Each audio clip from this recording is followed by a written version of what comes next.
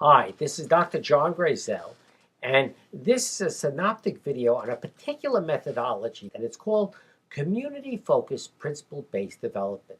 And behind it all is the premise that we cannot solve our problems just by pragmatics, but we have to put pragmatics in the context of principles, and why we actually established a separate activity called the Foundational Principle Monitor, which you can look at your leisure if you so wish. Let's just call it principle-based development.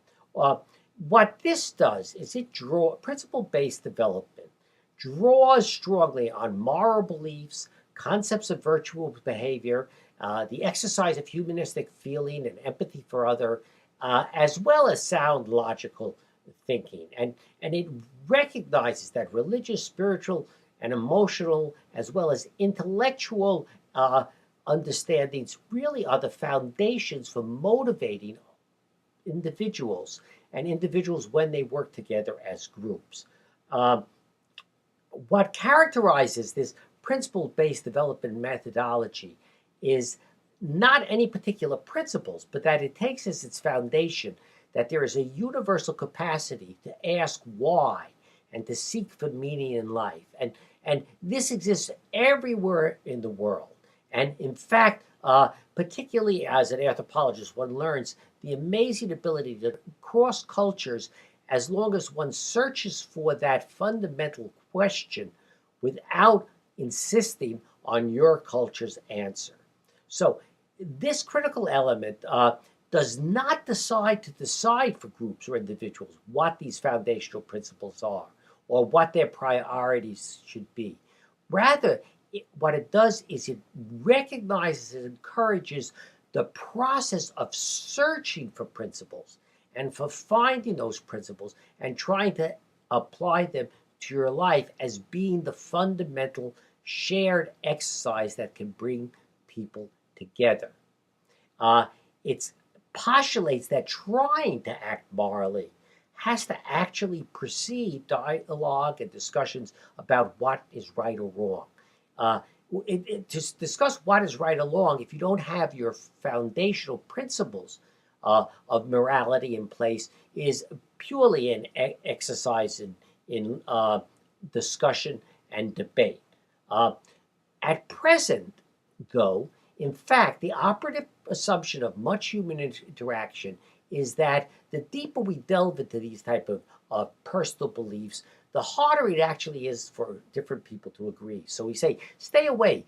Let's not discuss these really deep differences. Let's focus on the superficial, immediate transactions and accommodations we have. It doesn't matter what you believe religiously or I believe religiously if I'm selling bread and you want to buy bread. Now, in fact, that works for a large percentage of human transactions. But the opposite is also true, that in fact, people uniquely do have deep feelings, deep beliefs, and a deep desire to search for meaning. To ignore those or to suppress them can mean very often that one is actually not dealing with the underlying motivation. And in fact, the underlying drive that, if not responded to, will actually appear in a more pathological fashion. If we don't give a healthy outlet for man's search for deeper meaning, others will give unhealthy outlets and people will be driven to them. So, the premise of this principle-based development is that there is a need to restate principles as guides to pragmatic decision-making when groups, as well as individuals, are trying to work together. Now, to do that, it's very important to understand that it's not just about creating common understandings, commitment, and motivation. It's creating common understanding, commitment, and motivation in connection with a real world circumstance, one in which people share felt concerns, immediate imperatives to act, and actually have been willing to come together in some form in which to operate. Again, without this exercise in search of principle lacks its pragmatic uh, um, aspect, and again becomes something of an academic exercise rather than something real life for real life problem solving and for transformation. But this methodology seeks to go to the very source by asking people within groups to create a process by which they can precisely discuss what each of them has as their fundamental principles of motivation, what is the authority for it, and to what extent are they the same, complementary, or truly at odds with each other. And after that, to see if they can come to some common understanding on which they can build real action. What is the process itself? It's really very simple. The first thing you begin with is you say to people, basically, what are your foundational principles? But because that's sort of a artificial statement for many people, what you basically ask is, what is their bottom line? Why are they doing what they are doing? And if they give you a reason, you say why and why and why until you get to what is the bottom line that you're doing. Are you doing it because you're driven by money, or you're driven by desire to achieve something, or it's a deep belief in which you've committed your life? You try to get everybody to express that without judging them. You then try to get them to ask themselves why they believe this is the appropriate principle. On what basis? Is it because of the way they think, or the way they've been taught, or somebody they aspired to? But you get them to clarify not only their bottom line principle, but the source, the authority for their having it.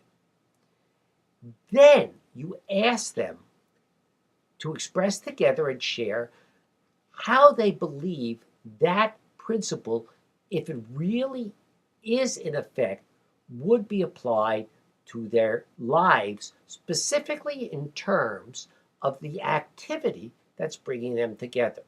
Then, as a group, is a fourth step. You say, okay, if that's the way it should be happening, what actually is happening now? Then, as a fifth step, you try to have them compare what things would look like if the principles that they say actually is their foundational principle were determining how things are happening. To what extent does it match up? And to what extent are there conflicts between what they say is their foundational principle and what they are actually doing? You then ask them, now, if we're clear about what people really believe are their foundational principles, their bottom line, and how they should express themselves, and if we see that there are contradictions or inconsistencies, what would have to change in order to remove those? What would have to change so that the foundational principles expressed and the actions actually being taken actually corresponded, were harmonious, and reflective of each other? Then, at a critical point, you ask them to say, what are our capacities within the context that we actually live, and our options for matching our actions with our principles? What are any possible options that we have? Then they have to ask, what would they be willing to do right now to begin to make that happen? To begin to put those foundational principles and those pragmatics together to reach the consistency that would be reflective of both what pragmatically has to be done and what they say are the bottom lines of their principles / values / deeper meanings of life. Once that is done, you just ask people basically to get together and decide on a first step. But this is not a one-step process. This is a repetitive methodology of reflection